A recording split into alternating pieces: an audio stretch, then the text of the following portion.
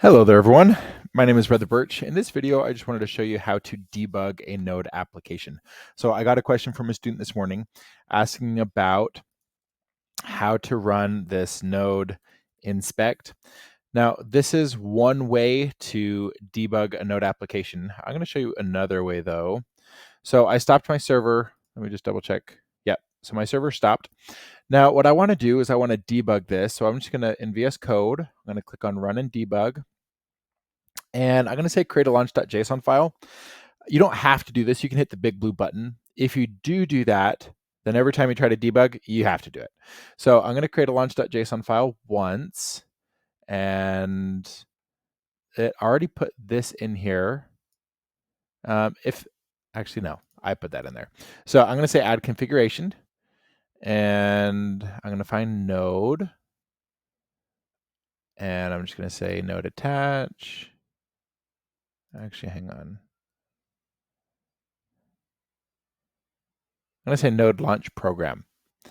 And then this will just ask for like the root node file.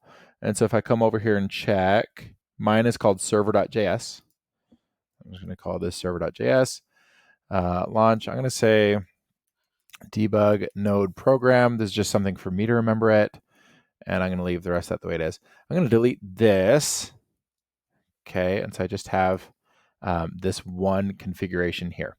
Now that that's created, in this drop down up here, I have this debug node program, and I should be able to run it, and it's going to execute this file, launching node.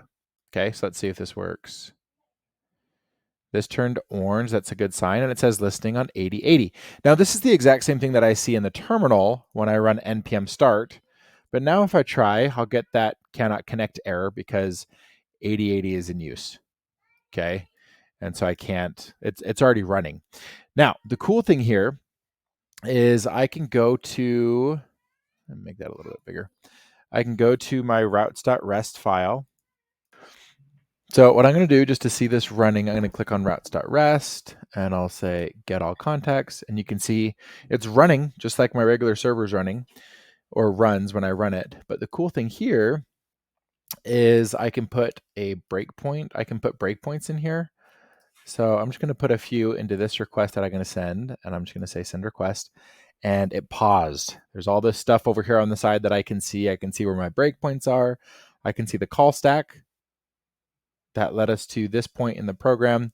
I can see all my variables. I can also hover over these and see what is inside of rec, what is inside of my response object.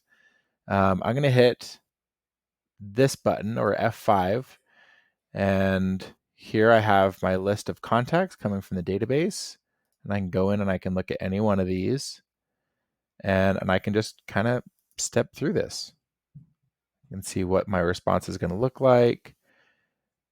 And that is how you debug Node. And there's my response. Okay, so nice and easy. All I had to do was just set up this debug Node, this configuration for debugging. And now I can put in breakpoints. And so a lot of people, they'll just leave the debugger running 24/7 without breakpoints. Then when they want to debug something, they can just throw in a breakpoint and they don't have to change where they're running their code. So I hope this was helpful. Please let me know if you have any questions.